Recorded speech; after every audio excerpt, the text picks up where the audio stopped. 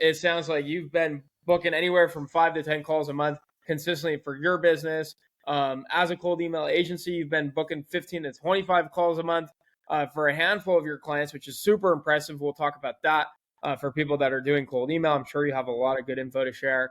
And then most importantly, you were able to scale your business literally from zero to $27,000 a month in revenue. What's going on, guys? Andre Hako Jr. back with another case study interview for Client Ascension. Actually, we call it a student spotlight interview. I've been doing a lot of these recently, so apologies, but I'm here with my friend Jacques. What's going on, brother? Yo, what's going on, Andre, fuck, Andre. Hey, Sorry. my name's easy. Oh, am Your I name's allowed the to one. swear? I'm like rehearsing your name before the interview, making sure I get it right. I know it was all Super frank. one-sided. I forgot to do it for you. It's all good, man. Well, thank you for being here, and I'm just pumped to have you on today to talk about the success that you've seen in the Client Ascension program. So, real quick, just based on the information you shared before, it sounds like you've been booking anywhere from 5 to 10 calls a month consistently for your business.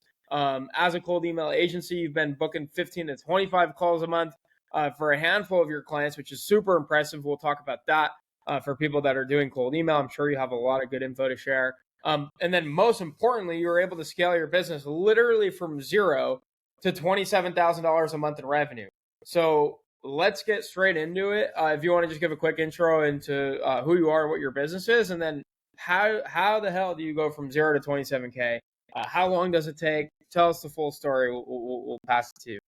All right. Well, it's a long story, but I'll try and make it. I'll give you the short version, or I'll try to. So feel free to ask any questions as I go along, of Yeah. course. But so yeah. So I'm Jacques. I'm from England. I live in the Midlands, in a small spa town in the middle of nowhere, really. And I started a cold email agency.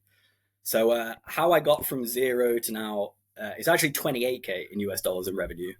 How I did that was, first of all, number one is the expectation setting is really very important. So I would say that you need to go in it with the attitude that this is indeed going to be extremely hard. So a big lesson in humility that I had was uh, I don't know why, but I was so arrogant at the beginning when I first started trying to create an agency. I spun up like an agency offer, like basically picked an ICP out of a hat and a service out of the hat. I tried to do, you don't know this, but I tried to do YouTube ads for online wealth coaches and consultants. Um, anyway, I didn't pay for help. I had no coaching whatsoever. And I basically wasted like 9 months of my life acquiring one client that was I didn't really get paid for, and like he wasn't qualified. And it was just it was just bad all around. I actually even hired a guy to like help me fulfill with the YouTube ad because of course I didn't know what I was doing and I felt like guilty Oh playing wow. with someone's money. Anyway, of course, I had no frame whatsoever because this guy was the expert and I wasn't, so I couldn't even really tell him what to do. So it was just a disaster all around. So after those 9 months, I got absolutely sick to death of just failing at acquiring clients. And so that's when I started investing in like coaching programs. And I actually did take a coaching program just before Client Ascension. And then I came to Client Ascension later on. But it was both through Client Ascension and this previous coaching program that you guys taught me just how to cold email actually effectively. And of course, as soon as I actually paid for help and I learned that lesson in humility. Of course, when you listen to someone's advice that's already been there before, it's crazy, but it just works because they've already Yeah. solved all of the problems there. So basically how I did it was I listened to the people ahead of me and I just did what they said. And I made sure to be, I think you do have to be mentally strong though. On a mindset side, I'd say like For you have to this burden of uncertainty. Like you just don't know whether everything's actually going to pay off in the end. But if you can deal with yeah. that and just keep moving forward a bit at a time, then really, if you never quit, that and you're always learning to some degree, you can even be kind of like a bit of a moron. But if you're always learning and you don't give up, then eventually you will just actually like make it work. So yeah, I'd say that's how Yeah. I did it. That's awesome, man. That's awesome, and it's so spot on. It's so realistic and accurate. And I've done, you know, I think at this point 75 to 100 of these interviews, and so I hear it all the time. But like that is the number one takeaway from what makes students in our program successful is that they actually do what we tell them to do. And why that works is because we don't just run a coaching program. Like I always tell people, and I'm a coaching program business owner, I say that coaching programs aren't real businesses, right? So I'm like kind of speaking against myself. But the reason I say that is because out of all the businesses I've ever run and still run to this day, I run a recruiting agency, I run a software company, and then I run a coaching program. The coaching program being, the smallest of all of those businesses. What I've realized is like the coaching program is the easiest to run because it's not a real business. Like it doesn't work the same way a business like your agency works, or like my agency works, or my software company works. And so if you're learning from someone that just runs a coaching program, chances are they're not really going to have the experience necessary to tell you what to do that's actually going to work. And so you should be cautionary when doing everything that they tell you to do, because those aren't things that they've done necessarily, right? So that's why I think client ascension's worked so consistently for so long, is because we are out there implementing these things ourselves in our own software company and agency businesses, that we know it works because it's working right now for us, not in our coaching program, but in actual businesses, similar to the ones that you guys as students are running. But I want to go into more of like the mindset, because like implementing what we say to implement, like it sounds great. Like, okay, yeah, it's easy. Like I'll sign up and I'll do exactly what they tell me to do. But it's not as simple as you implement it and it works immediately. It quite often goes in a way that you would never expect, that completely throws you off and makes you doubt what we're telling you will eventually work. And so what goes into like the mindset and the thought process on a day to day when you're implementing some of this stuff and it's frustrating, or it's taking longer than expecting, or it's completely against what you thought you should actually be doing? And maybe even touch on how we have mindset coaching in the program for this exact reason, with Mario Lanzarotti. Absolutely, and I actually just had a call with Mario recently, and he completely changed Hmm.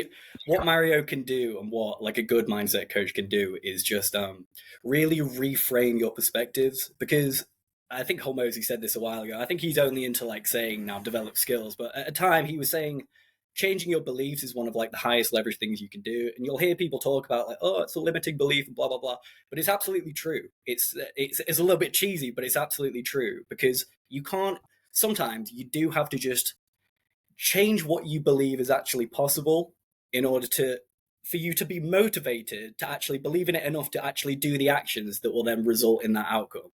So if you're not changing your perspective, and obviously like asking for help with people, this is what the coaching does most of all. Like you just tell me how to think, and it's like I can almost download what like you or Daniel would actually think and then just apply it to my own business and like what to do next with action. But I would say like mindset wise, I always try and rely on like just a few truisms. Like when you're in a coaching program, like a good one, like Client Ascension, you should have clarity. Like the roadmap should look pretty clear. You should know what to do. But it's simple, therefore, but it's not easy. And so like it's easy for like you guys to like say do XYZ, but of course like the grind of it is so much more painful. And so it's simple, but it's not easy. But yeah, that's it. That's awesome, man. So let's dive into to like, okay, like you started at zero. How long ago was that? Just for context for the audience. This is like I'd say just over 2 years ago now. Yeah. So it's been a Okay. while. And then what were some of those like how would you, like, if you had to put it into chapters, like was there a 0 to 10, a 10 to 20, a Oh my 20 to goodness! Yeah. 27? I can't wait to answer this question, because I have I have a to-do list that is about 2 years old, and I set it so because it was such a grind and so horrible to begin with. I decided like, what is a good way to? Because I'm spending so much of my time doing this, I need to find a way to actually enjoy it. And the best way I found of actually like enjoying the work was to just gamify it. So I used to play like a lot of Call of Duty in my teenage years and like video games and stuff. And it was always really fun, just like, ranking up your prestige and then, getting more attachments and getting better guns. You accumulate all of this XP and you can trade that experience for like higher leverage things. So like in a business context, you would trade XP, like you just do the reps, do the reps, do the reps. Now suddenly like you have a little bit of a network. Now you have more case studies. Now you can charge more. Now your fulfillment's better, so you're retaining clients better. And all of these things compound they compound all at once. And it's just, you've obviously heard that phrase, like, when it rains, it pours. And that is the experience that I felt in the last couple of months of like everything just coming together and all compounding sort of at the same time. And that's when like it feels like things are really growing fast. hopefully that answered your question. Oh, for sure, man. That's awesome to hear. I love how you gamified it too, because that's like the only way to stay in it. I feel like you have to enjoy the experience and the ride, because it's gonna beat you down quite often. And if you don't have like any fun in the day to day, I just think you burn out real fast. So it's Absolutely. awesome that you've been stuck with it for 2 years now and have achieved 27K a month. That's awesome, dude. Like really really successful student here. And I think another thing that we should spend a couple minutes talking about, that the audience would get a lot of value from, is cold email, right? I mean, you've been around for 2 years, so you've probably heard so many times that cold email is dead and that cold email doesn't work anymore and it's over and this is it. What are we going to do now? But we're sitting here in June 2025, the same way we were sitting here, 4 years ago, 5 years ago, when even I got into it. And cold email is working just as well as it ever has. And that's pretty evident with the results that you've been able to get for some clients, booking 15 to 25 calls. So what do you have to say to the people out there that are claiming that cold email is dead?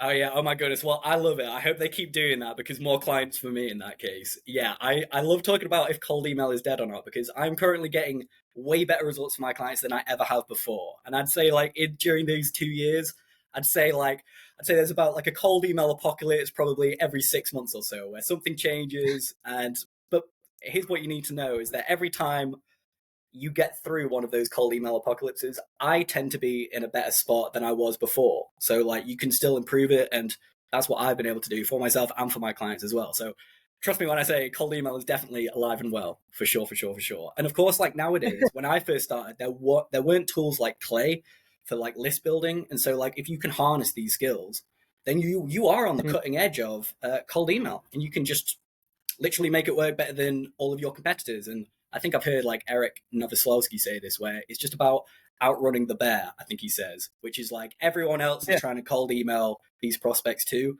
And so you just have to be better than them.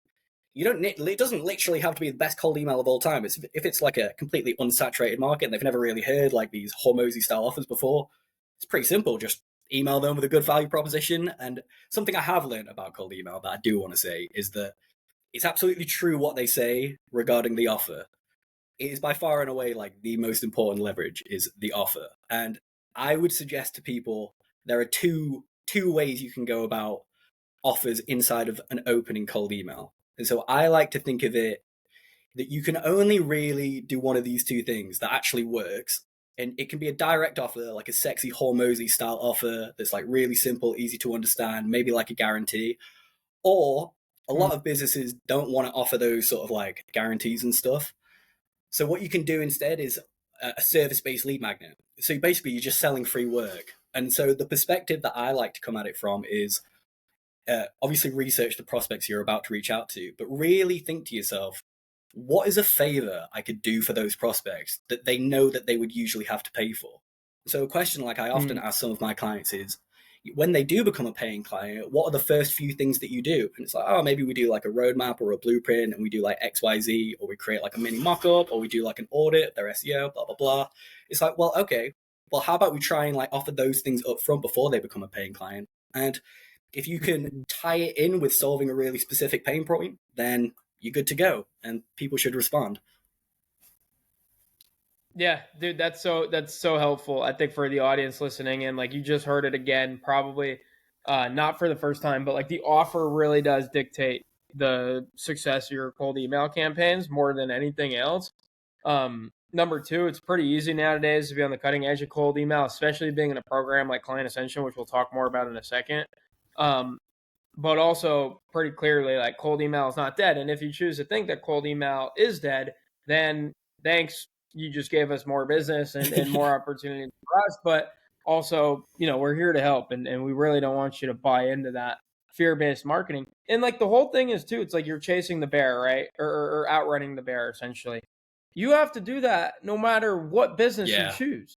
It's like this isn't just specific to cold email. I mean, especially with AI, it's changing the way every business is being run. For email marketing agencies, they have to fight against why should I hire you instead of just using AI to write my emails for me and all the AI tools that the softwares like Klaviyo are coming out with. And it's like, no matter what industry or market you serve or service you provide, like you are always outrunning the bear. That is business at the end of the day. And so like people love to complain and romanticize like how cold email used to be. And it's like those are the guys that fall behind and lose. And I've seen it. Like the guys that were doing cold email when I started 5 years ago are not the same guys that are doing cold email anymore. And the only reason I think that I'm successful with my cold email businesses is because I've stayed in the game longer than anyone else has.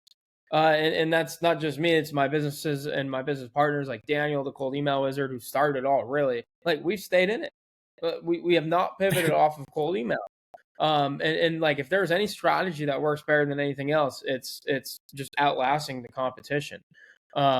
It's stamina, right? So anyways, I wanted to talk more a little bit about how a program like Client Ascension helps stay on the cutting edge of cold email, and specifically having access to some of the best cold emailers in the world, like Nick Abraham, Matt Lucero, Cold Email Chris, as like actual cold email coaches, and then just the community in general. There's a lot of smart people in there. So what has your experience been like with that? Yeah, oh my goodness. Well, first of all, I just want to say Client Ascension is by far and away the best coaching program I've ever joined, for sure. You don't know this, but I was actually in two minds about buying Client Ascension. And I think Daniel said this in one of his YouTube videos. And I think he had the example of like if you're trying to buy a screwdriver on Amazon and one is like £10 and another one's like £2 or whatever, but the £2 one only has like one review, but the £10 one has like hundreds of 5-star reviews. It's like several times more expensive, but the likelihood that it's actually going to work is so much higher. And I remember thinking, well, I don't really care what the price is, because really the outcome I want is the outcome I want. I want to grow my business. And so who are going to be the most like who like the highest likelihood of success, just like the whole Mosier question. And I thought, well, Client Ascension is more expensive, but I like checked out the reviews. I've been watching you guys for years, to be honest, and like I've seen all of the case studies on Daniel's channel and your channel, and yeah, I just thought I'm gonna go for it. Client Ascension is clearly going to give me like the highest likelihood of success, and I'm so glad I did that, because so I would break it down in several ways as to why Client Ascension is so good. Number one, and probably like the most underrated, is the community. So like not only do you have access to all of the coaches, but you can just ask the community of like there's so many people doing, say, cold email. I'm a Yeah. cold emailer. But like there's so many people that have probably reached out to an ICP that you've not reached out to yet. Like I'm a cold email agency owner, but there are some like random guys just like sending cold emails to like an industry that I'm about to send out to. And so like it can be really useful to talk to these guys to just see like how they might have Yeah. scraped the leads or what might have worked before. Another thing with Client Ascension is that the status delta of all of the coaches is absolutely insane. Like these guys are top. And like I Yeah. use Smart Lead. I have access to the founder of Smart Lead inside of Client Ascension. Insane. I have access to Nick Abraham, who has like over 200 clients. So like the belief of like, oh, maybe will it scale to 100K a month? Well, I absolutely know for absolute certainty that Nick is like way beyond that point. So of course it can definitely work. And if you have access to these guys, it's just really hard to go wrong, because you might be stressing about a problem like a lot, like I don't know, hiring an inbox manager or like some part of fulfillment maybe. And then you'll go to Nick's call and Nick will be like, oh, just do this. And then you're like, oh, yeah. Yeah. Like it's so simple. And like the way he put it, Yeah. he's just clearly solved this problem over and over again, like a bajillion times. And so it just gives you a reassurance that like what they're saying is actually going to work. But of course, like always just verify and test. It's already verified by mere fact that they are a Client Ascension coach and that they have been there before. Mm. But yeah, so I would say the community, the coaching, and then of course like going back to the belief breaking, like the limiting beliefs and stuff, and just That's awesome, changing man. perspective on things. That's how Client Ascension has helped me. Awesome, man. Dude, I'm so happy to hear it. I'm happy you made the decision ultimately to join the program because clearly it's had a big impact on your journey. But like I said in the beginning, is it's really like your willingness to follow our lead and our direction and our coaching that will make you successful, right? Because we could sit there and coach you all day long, but if you don't do anything with it, Nothing's going to change. Absolutely. You As we have know. to try. Like, I want to tell that to people. You do actually have to try. You can't go in it with the attitude of, oh, we'll see if it works. It's like, no, you're going to make it work, and you have all the help that you Yeah. need to make it work. Like, I don't know if you, like, when I was at school, I tried hard in school. So, like, I would actually, like, try and do well in my exams. But, like, you'd hear a lot of people in class be like, oh, I'm not going to revise hard for this exam because, like, my teacher isn't so good. And it's like, bitch, just do the work. Just like it doesn't matter if your teacher's bad. Like you can still get an A if you try. There are things within your control, things like not within your control, things that you can influence. Things like building your business, it's almost one of those things that you can just control. Like you can heavily, heavily influence it at the very least. So if you're not listening Yeah. to the people that you're like getting coaching from and you've paid for their advice, then you may as well just burn money. That's it, or just not be in business for yourself because that's a disqualifier, like immediately. Like what comes to mind for me with what you just said is if you have a victim mentality, you're not cut out to run your own business. You're just not cut out to run your own business because nobody is going to entertain those thoughts and nobody's going to feel bad for you. At the end of the day, you bear all the weight and responsibility of running your own business, and victim mentality is not going to get you anywhere. So the sooner you get over that and fall into the mentality that you're talking about, which is like, I'm going to make this work one way or another. There's no reason this can't work for me if it can work for all these other guys that Andre's interviewed. That's when you're going to start to tap into your potential and start to see some success. And there's no timeline for like, as soon as you take on this mindset and do what we say, you're immediately going to see results. Like it's going to take time. And I say it's as long as you're willing to commit to this for a year. And that's not even a big ask. I mean, I've been doing it for 6 years myself. Sounds like you've been doing it for over 2 years at this point. But like you have to bare minimum commit to doing this for a year. And going hard at it, like not half in, half out, like all the way in for an entire year. And that's why our program's mapped out to be a year-long program, so that you have the support you need to go all in for an entire year. And for the ones that do, it turns out pretty well. So my question was going to be like, what advice do you have for students that aren't seeing success right away or right now? And we pretty much co-answered that question. So Well, I'd love to that's leave on awesome. this note, which is going back to what you said about going all in. So here's my version of going all in. So I knew that when I finished university, I was sold on the idea of entrepreneurship and like building a business by Tim Ferriss's 4 Hour Work Week. So it was decided there and then. I must build a business. Now, coming out of university, I came from By the like, way, yeah. that book is a scam. It really only takes 3 hours. But during that time, I thought to myself, okay, I'm definitely going to build a business. I have to go all in. I know you guys, like in America, you have like your Ivy League universities. In England, the equivalent is like Russell Group universities. And so I came out of university with like a decent degree from like a decent university. Mhm. And I had the option of getting like I don't know, like a 30K a year full-time management job that I didn't really want to do, blah, blah, blah. But I said, no, no, I'm not going to do that because I don't want to be handcuffed in like golden handcuffs, so to speak. And so I want to put Yeah. myself in a position. I basically engineered this horrible environment for myself. So I I said I want a minimum wage job that I'm only going to work part time and that only just covers the rent. And the only way out of that job is for me to make my business work. But of course, like if I'm only working part time and I'm barely like making rent, then that is going to motivate me to actually like try really, really hard and therefore go all in with the business. And it took me Dude. about like a year and a half maybe until I'd actually left. Funny story, actually. They actually fired me in the end. And then the very next month, my business made like 10K USD revenue for like the first time ever. And I actually managed to like make it work from then on. Yeah. I actually thought I was going to get like a. You Say again, have to bro. put the pressure on yourself. Yeah. Like you have to. I Yeah. did the same thing when I was graduating college. Like I knew like my parents would really pressure me into getting a job because they'd always ask like, "What's your plan?" And if I didn't have a foolproof plan, they weren't going to let me hang around at home any longer. So I put a timeline on it, and I said by the time I graduate, like this business needs to be supporting my ideal lifestyle. And at that time, it was only getting the business to 21K a month because there are three partners, and that's kind of what we estimated we'd make if we were to go into the job market right away. And that was within like a 6-month time frame, and we made it happen.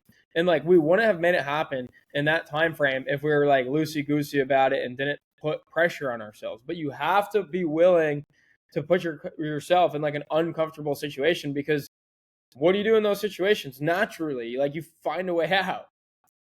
100%. Just bet on yourself and actually go all in. It makes you, it's Yeah. empowering as well when you do that. Like, it makes you feel like a G to be like, yeah, you know what? I'm just going to take this burden and run with it on my shoulders. Like, let's do this. It's cool. It's just a cool story. About how to build confidence is just keep the promises you make to yourself. It's like inputs. It's not necessarily about getting insane results. It's like just showing up exactly how you committed to showing up. If you join a coaching program, go through the coaching program. Bro, you'd be shocked how many people sign up. They'll like send a couple messages in the beginning and then they'll ghost. And then at the end of the 6 months or the year-long time that they're in the program, we'll be like, hey, like, what happened? And they're like, I didn't get any results, so I'm not going to continue. And it's like, you didn't show up for 6 months except to tell us that you're not continuing. And it's like, what do you expect? Like, when you join a coaching program, you got to go all in. You got to attend the calls, go through the content, connect and mingle with other students, like ask thoughtful questions, implement, and then share what happens after you implement. And it's like, if you don't do that, that's the bare minimum, by the way. If you don't do that, like, you have to have zero expectations at that point. So anyways, this was a masterclass on like just setting the record straight as to what's required, or what it really means to go all in on your business, and that the fact that it is required for you to go all in on your business to make it work, or to at least get results like what Jacques is getting, and what we've seen from our software company, our coaching program, and our different agencies that we run. So anyways, bro, where can the audience find you and follow you and connect with you online? And I always say, if you're in Client Ascension, shoot them a DM on Slack. That's always where our students are connecting. But for anyone else, where can they find you online? Yeah, you can find me on LinkedIn. So my name is Jacques Suttle. It's spelled JACQUES and then SUTTLE. That's where you can find me.